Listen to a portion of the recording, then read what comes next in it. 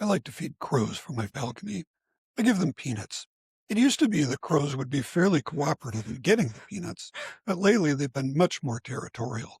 Just a couple of days ago, there were two pairs of crows. Neither pair would let one of the crows from the other pair have a peanut.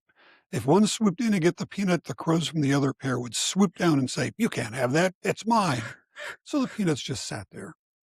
In Galatians 5, Paul tells Christians not to treat each other that way. Verse 26, let us not become boastful, challenging one another, envying one another. In verse 15, but if you bite and devour one another, take care that you are not consumed by one another. In other words, don't be like a bunch of crows. If you were in an environment where resources were limited, you might justify this kind of competition. For example, some children think they need to compete for their parents' finite love. Or in the business world, employees sometimes need to think they need to step on one another in order to get a promotion, bonus, or raise.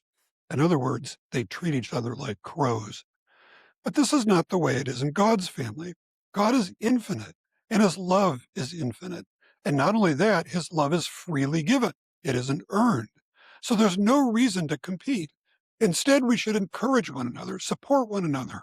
And even when someone is struggling, even in any sin, we should come alongside to restore, not condemn. This is the way God treats us. So if we want to be like him, we should treat each other this way. Let's be Christ-like and not crow-like.